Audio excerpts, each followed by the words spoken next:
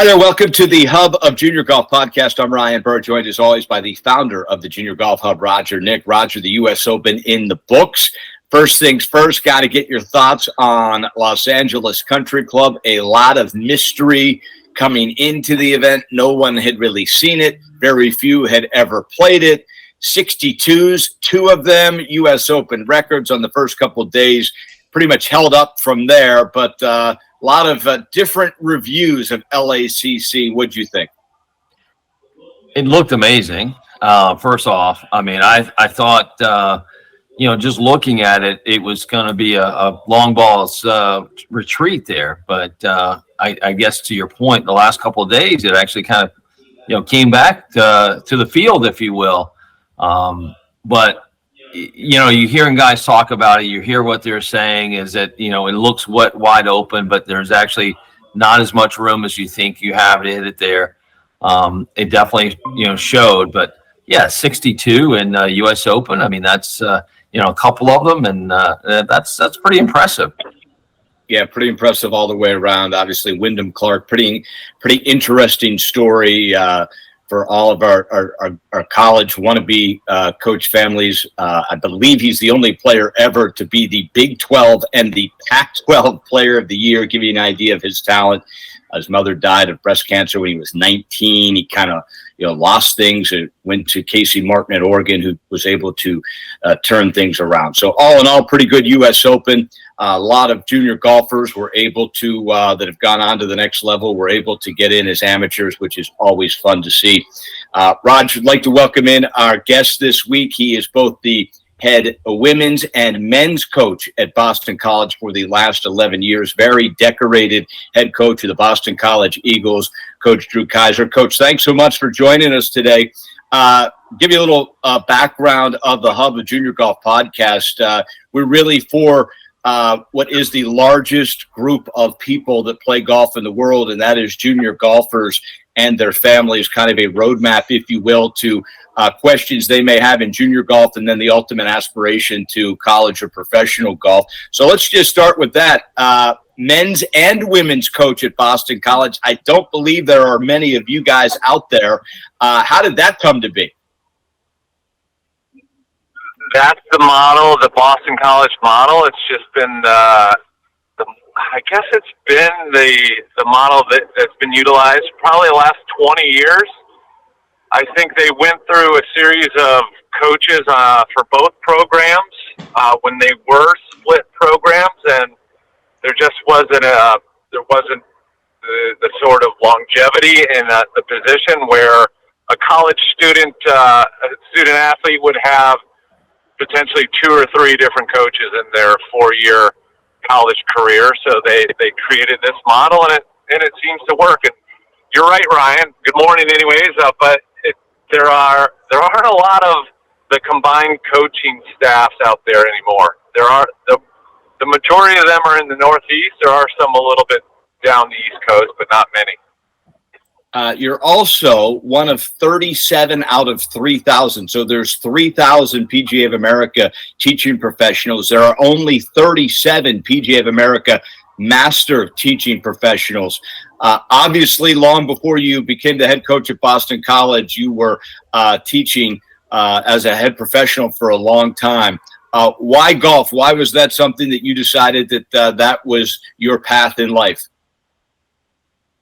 Why golf specifically, or why college golf? Well, why golf? Because it's the greatest game, right? Just like the movie, the greatest game ever played.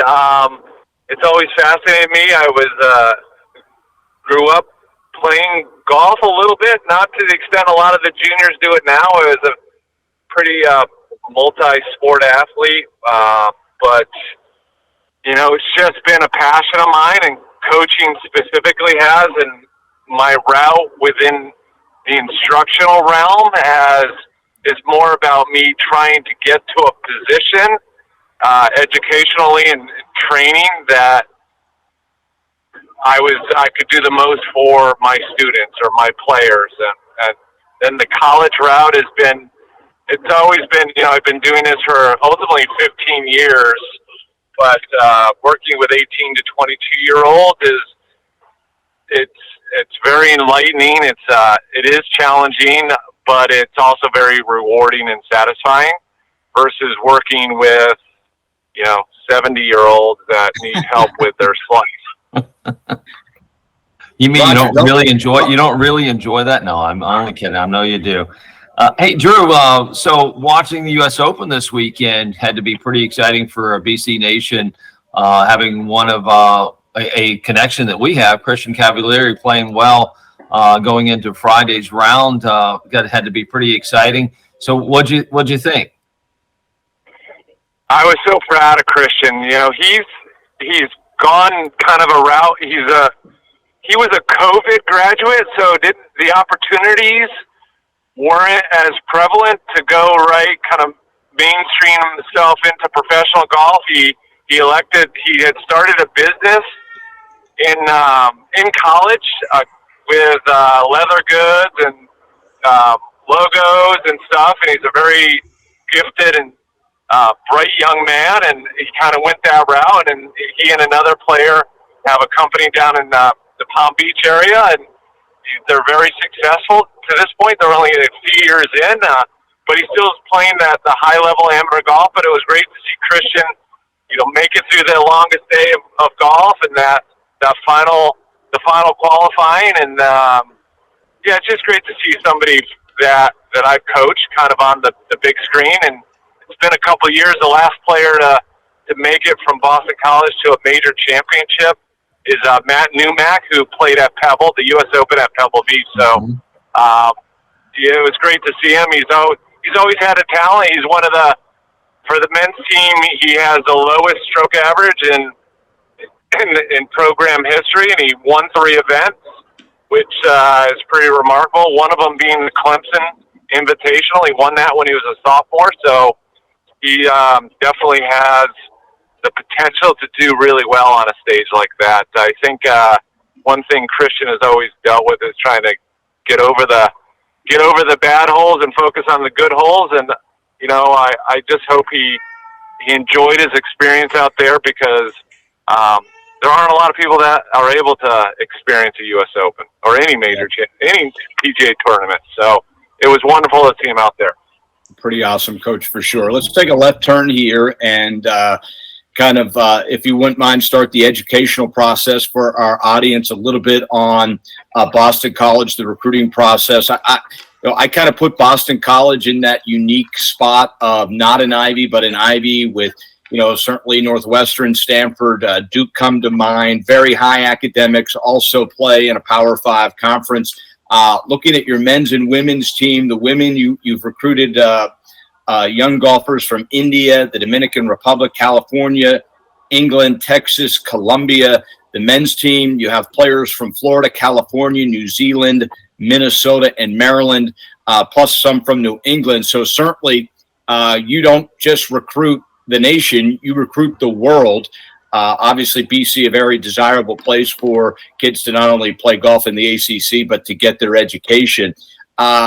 Is that on purpose that you're really all over the world, or is that just kind of how things have come together to piece this team together? Is it by design?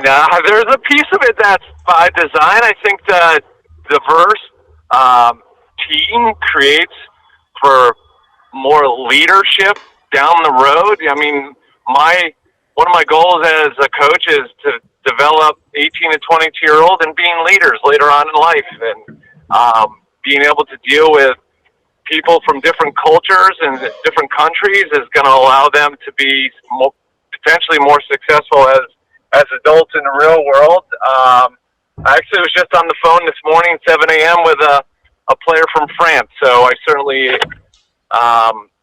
recruit all around the world. The one thing that I find with a lot of the European players, especially for the women's side, is they have a more rigorous tournament schedule that they adhere to when they're in the college, during their college life, whether they're from countries like Germany. And we have the women's team actually has 2 German players coming in, a transfer student and a freshman as well. And then actually have another transfer coming in from Florida for the women's team. But some countries have their women's programs they have just a more competitive schedule for their local clubs. So there's a lot more golf being played during the summer, and the travel isn't as strenuous as it is for like U.S. kids to get to tournaments, kind of regional tournaments. So there's more likelihood that international players will come in to college golf in the fall semester and be maybe slightly more prepared. I'm not saying every kid, but a lot of internationals anyway. So there is a little bit by design, but the other is just they're the right fit. There's something. The biggest kind of recruiting factor that I look at, other than the noticeable ones that academics and scores and stuff, is character. And I'm finding a lot of the kids from around the world. It doesn't matter if they're the big recruiting states of California, Texas, and Florida.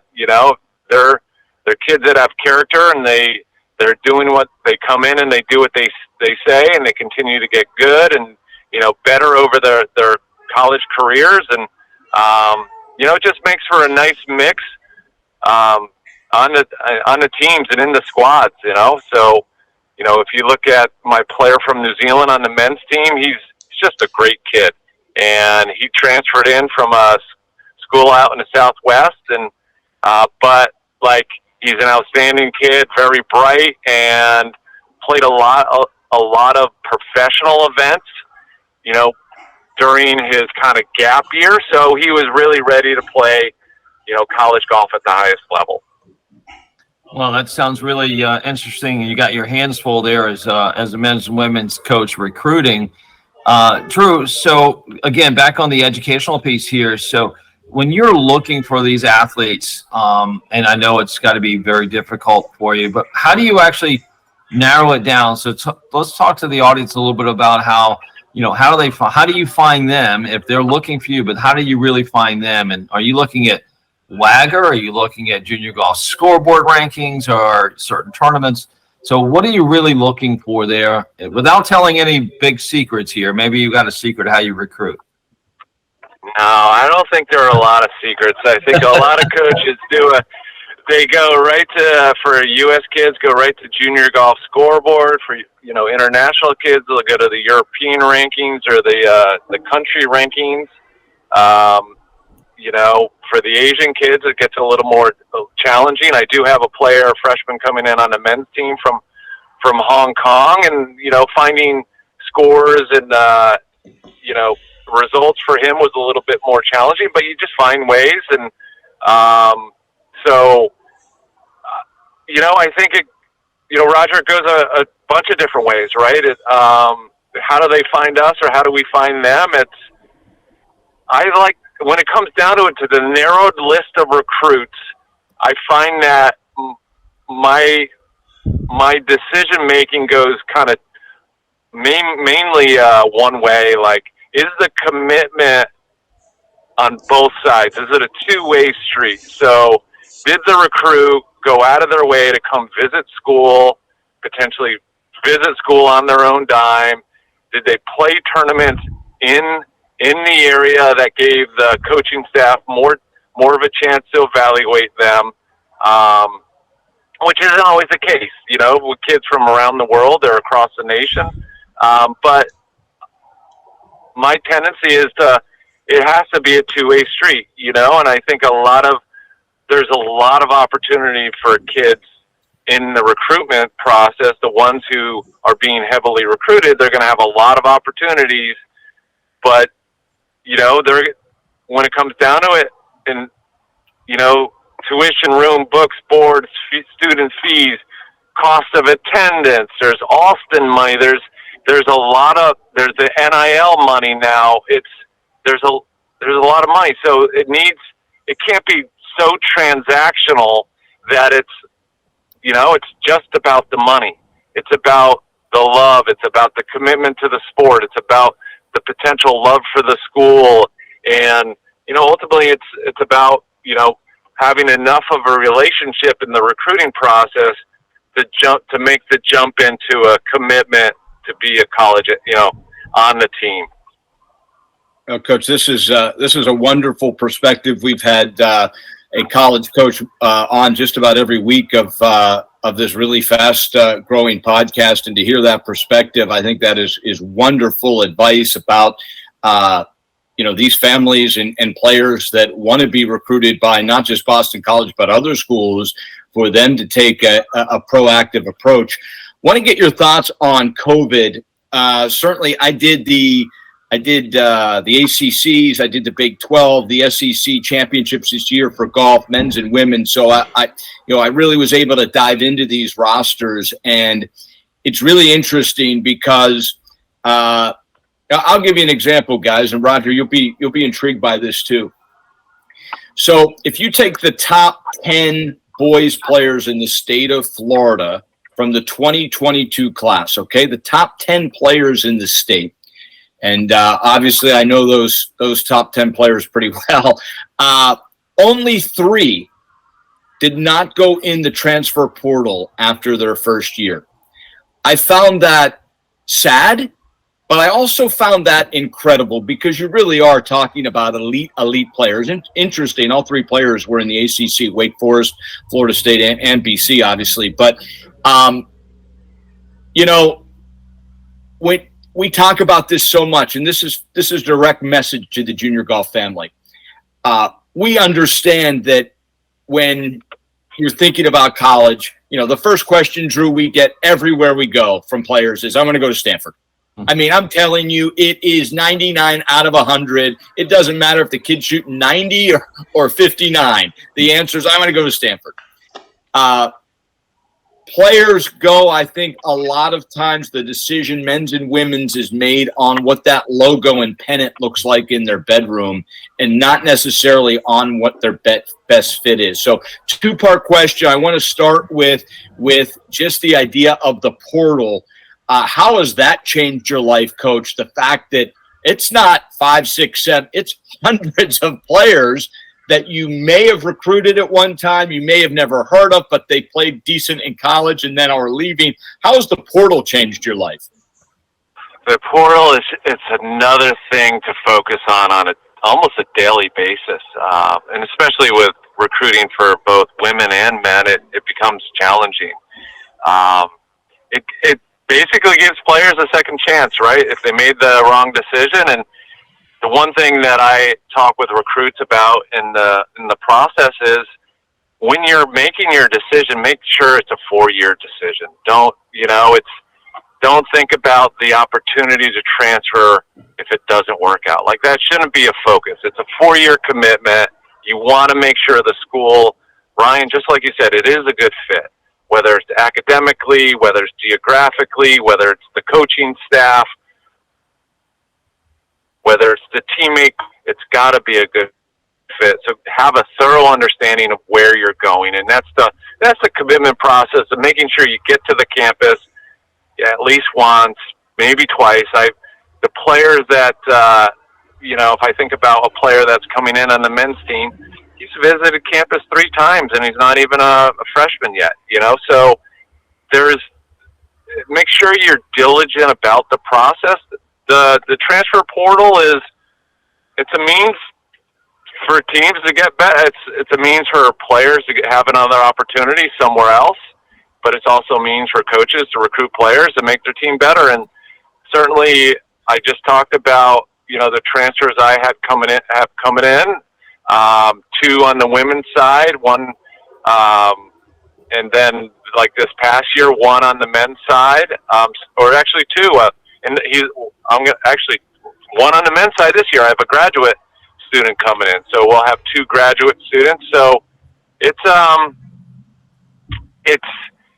challenging. There's a lot. If you think about if you're a student athlete and you want the opportunity to transfer, I mean, it is there, but it's a full-time job. It's it's going through the process again, that process you went through when you were in high school, and maybe that the list is narrowed for you, but it's there's a lot of diligence that's required, and you're doing that.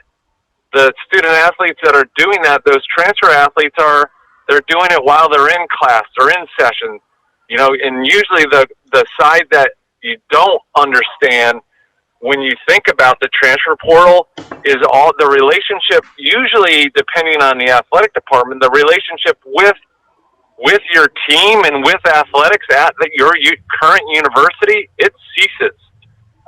Whether it's the scholarship allotment, whether it's the opportunity to travel or lift or practice, basically most universities their relationship is cut, and there'll be some things that are allowed to continue, whether it's mental health and wellness, seeing therapists or academic support, but all the athletics is basically, it discontinues. So it's a big decision. I would just want the audience, those juniors, to make sure that when they're going through the recruiting process, think about it as a 4-year commitment. Drew, that's some great information for our audience for sure. And I'm going to actually, tack on to that a little bit and actually go the other way, which is, okay, now you as a coach in New England, and you have players coming in from all over, and obviously now you have kids coming in from the transfer portal. I'm a recruit. I'm coming to BC or interested in BC.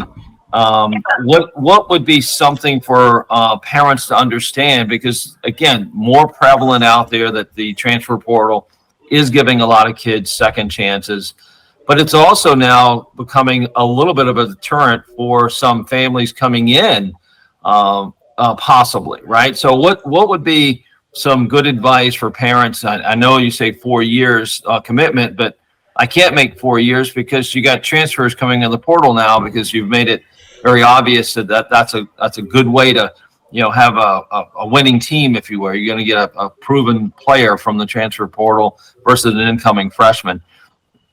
Help the audience understand a little bit about that mentality and what happens there in those conversations, because that's going to happen. It's got to be. I'm sure it's happening already with some of the parents coming in. Well, the transfer portal always existed. It wasn't as prevalent. So,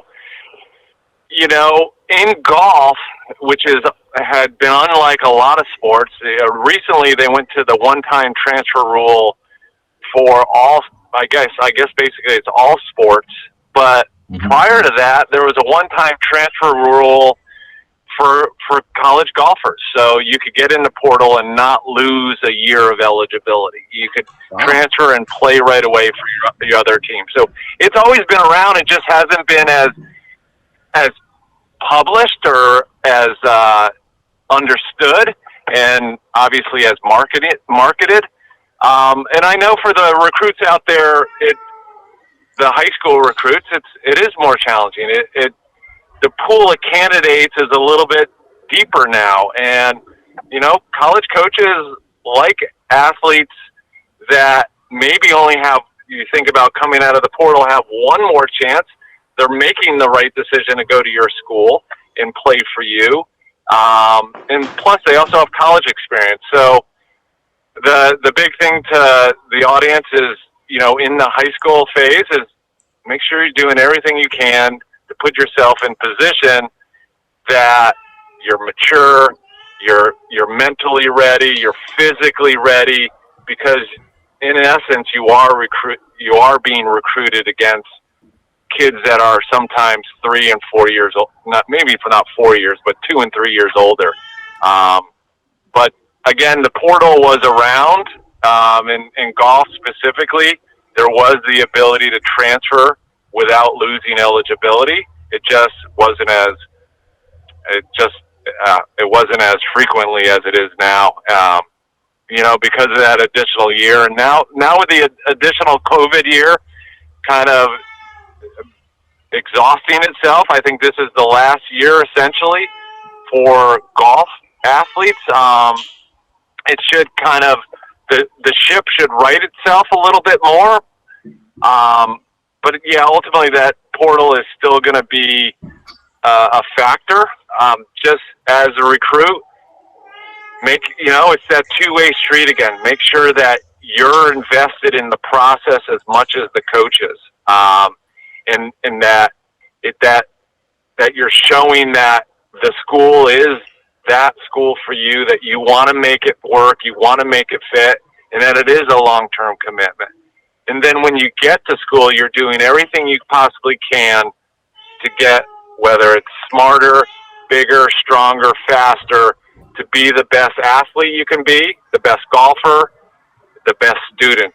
Those are the components. Because, a lot of the kids in the portal, and it isn't just tens and hundreds or thousands of kids in that portal, they're not all going to have the opportunities, the same opportunities, because, they're leaving schools and programs and teams, and the coaching world's a small world, so you're going to, all the transfer recruits that I've gotten in, I've certainly talked with the coaches if I could have, or, followed up on references and leads, and people that they know to understand why they are transferring. So it's as much as it is an opportunity for those athletes in college to move to another program, it's not always a positive opportunity. Yeah, it's a great point, Coach, and this has been a really enlightening interview. I do think, Roger, and we can get into this when we let the coach go, but COVID has really added to this whole thing, because so many people, players, men and women with the fifth year, are using that fifth year to transfer someone else because maybe there just isn't the scholarship room. They want to change. That fifth year of actually being able to play has really added huge numbers to the portal. Coach, I do want to touch quickly on the ACC. Obviously, that is a great recruiting tool for Boston College and the entire conference on the men's side and the women's side. On the men's side, I think it's pretty clear now it's the best conference in America. When you look at the Final Four, 3 of the Final Four teams come from the ACC. Pretty incredible what that conference has been able to do in golf on both the men's and the women's side. I know it is a daunting task for you at BC because the schedule and your conference tournament is always going to be that path to the NCAA tournament is a difficult one because the conference is so loaded. What is it like to be a part of the best conference in America when it comes to the game of golf? It's an incredible experience for me as a coach specifically. Over the years, you're watching players, win college tournaments that are then winning, PGA Tour events to major championships. Years ago, we played in the men's team played in like the Seminole Intercollegiate. Brooks Koepka won the event, and then he's a junior in college, and now look who he is, right? So he turned out okay. It's fascinating. Yeah, he certainly did. So it's great to be in the ACC. The coaches on both sides, and I'm the only coach in the ACC that coaches both teams. But the coaching staffs throughout the conference, they're professional, they're first class. It's one of the things for Boston College in the recruiting process is, the ability to play a tournament schedule that's similar or identical to some of these ACC schools is one of the advantages, right? So it's one of the recruiting tools. A lot of players will come. They want to play against some of the best players in the country, and they want to also get a phenomenal education. So Boston College kind of fits that bill. To play in, whether we go down and we played in Pinehurst and played in, Wake Forest event, or we go to North Carolina and playing, at Tar Heel, whatever it is, it's always great to play. Played the Stitch, which is NC State's event. It's great to play in the events versus our conference teams and those players that you're going to play in your conference championship against and see where you stand. And it's on the other side, it is challenging. A lot of those schools are getting their top 25, top 10, top 50, right? They're getting the best recruits in the nation or in the world to come to their schools. The opportunity at Boston College is you're going to play against the best and compete against them. And, you know, we're doing everything we possibly can to put ourselves in position to do our best on that front. Well, Coach, we've taken you a little overtime today because the conversation has been so intriguing.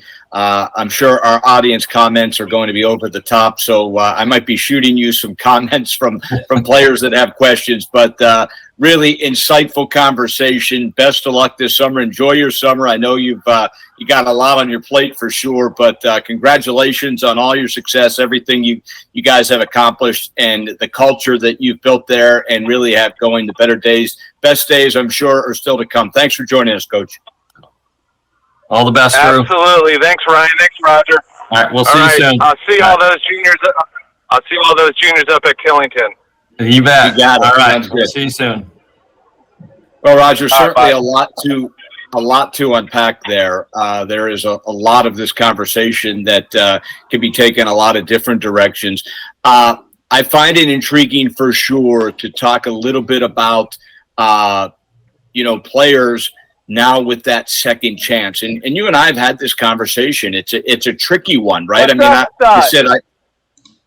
I said I thought it was sad a little bit that so many players are using the portal because they didn't get it right the first time. Now, whether, I never knew that in college you could leave and play right away. I don't think a lot of players knew that. I think that the whole portal in general is now big news now. So if you're not immediately happy and perfectly happy with your situation, you now just leave. There certainly was a time, decades, that if you weren't perfectly happy, you'd say, well, I'm going to give this another shot because I don't want to have to go in, transfer and sit out a year or whatever. And certainly speaking of the other sports. So transferring seems to me be more in vogue. And I do think that every single player getting a fifth year of being able to play, I think a lot of schools say, Roger, I'm sorry, we appreciate your 4 years, but the cycle moves on and your percentage of the scholarship is now coming to an incoming freshman. I don't have any room for you anymore, which then sends them into the portal, et cetera. What are your thoughts? I've never really asked you. What are your thoughts really on the portal? Do you think the NCAA is on a slippery slope here? Do you think it's the best thing for everyone to have that second chance, third chance, fourth chance opportunity? That's a loaded question. That's a big question, actually. I would say my immediate answer is I think it's great. I think it's great because you're asking these 18-year-olds and some 17-year-olds to make a decision to go to school. In many cases, just not capable of making a good decision for themselves. So I think it's a tricky one.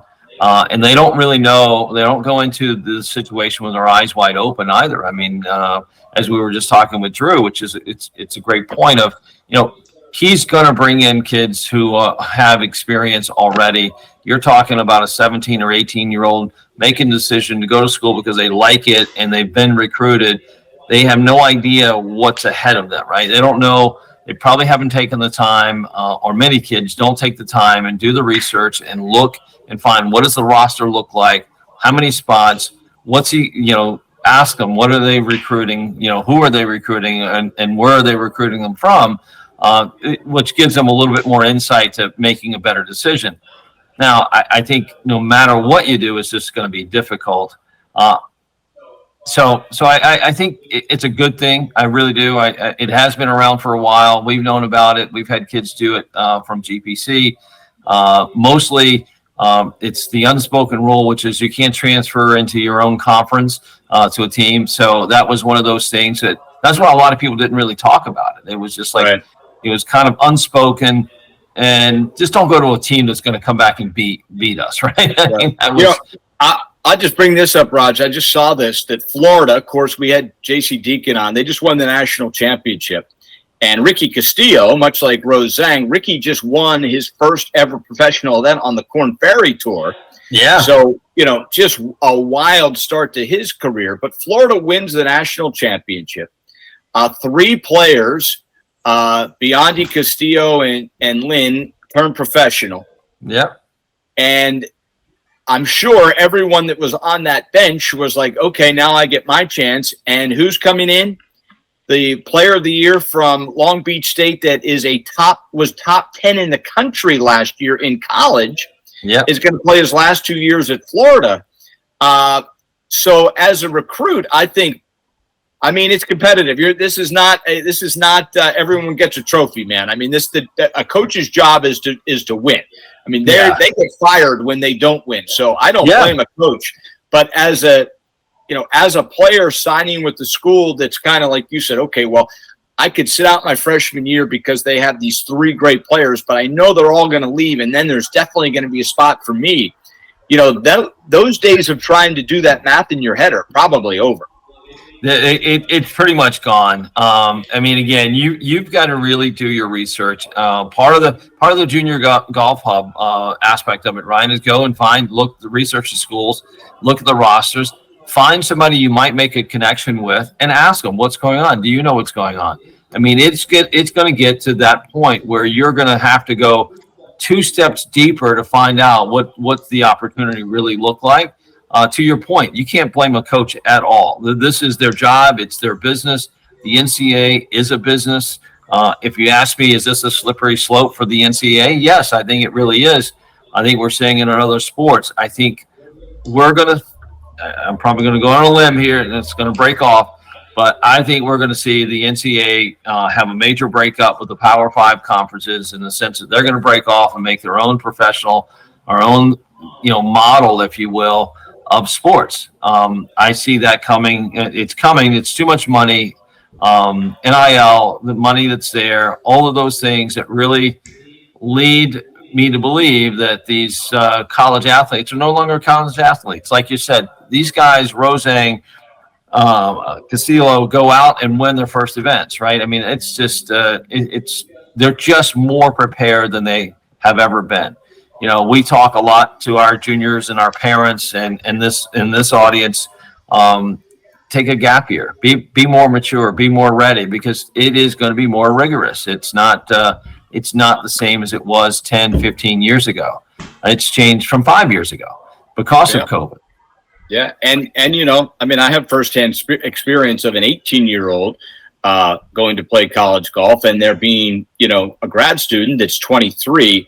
That is a 5-year difference. Now, I'm not saying an 18-year-old, just because your age doesn't mean you're a better golfer, but it sure as heck means you're more mature and more ready to handle everything life throws at you. So, giving up 5 years to someone that's been there, done that for a lot, and is very mature, I think I think that our audience needs to know that when that happens, you got to learn from those players. You got to learn. And I'll tell you what, Coach Kayser really preaches leadership at Boston College and that role.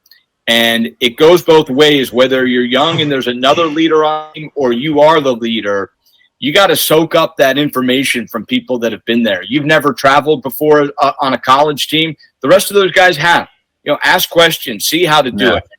How do you pack your bag? Are you prepared? Do you show up in an event and you forgot your rain gear? Everyone else has it. Like there are things that you can, learn if you're not necessarily shy and you seek out advice from players on your team that are 1, 2, 3, 4, even 5 years older than you. Yeah, no doubt. I mean, you take it from one of the GOATs, Tom Brady, being a backup quarterback at Michigan for his first 3 years. I mean, that was one of the things he accredited a lot of his greatness to, which is asking questions, sitting there, being patient, learning, continuing to learn from those in front of him, right? I mean, so, I think it's a great thing. And you got to ask those questions. You got to learn from those experiences. Last 2 things. I know we're running way long here today, but it's been a good conversation. So I want to get into 2 quick things with the Junior Golf Hub. Our parents at home we hit with a lot of information today, Roger, one of which was the roster breakdown of potential schools. How can listeners of this podcast use the Junior Golf Hub and then go and actually research the 3-4 schools they're looking at and look at what that roster looks like? Absolutely. Tune in to the JRGOLFPOD.com. Go to colleges. Find my school. Find a college. Search for any school out there that has a golf program. They're there. Dive deep into their roster. Look and see what they have on their roster. And like I said, try to find a connection. Take that one step further. Connect to them and ask questions. What are they hearing? What are the coaches thinking? So, and don't be afraid to ask coach questions. Great advice, as always. And certainly for those that I know last week, we're getting some action in regards to the Performance Center for those athletes that are considering in the junior game, taking that next step and going all in on schooling and full-time coaching as a junior player. How can they get a hold of you as far as getting an interview to be considered for the very elite Performance Center? Absolutely, Ryan. Thanks. Roger at the Golf Performance Center, Mo Steele at the Golf Performance Center. She's our one of our recruiters. She's fantastic. You can reach out to either her or myself. Happy to interview and get that ball rolling. All right. And finally, please keep the comments coming. I promise you on next week's show, we are taking a good bit of time to answer questions because I know they're getting up there. There are a lot of questions, and we need to do that next week. So I promise you, next episode, we will be answering your recruiting questions, answering your junior golf tournament questions, answering really everything from the first dozen episodes here, questions you might have, and we're going to take a deep dive into those. So that is coming up next week. We thank Coach Kayser for sure. Very insightful interview, the men's and women's coach at Boston College. And for the founder of the Junior Golf Hub, Roger Nick, I'm Ryan Burr saying until next time, we'll see you next week.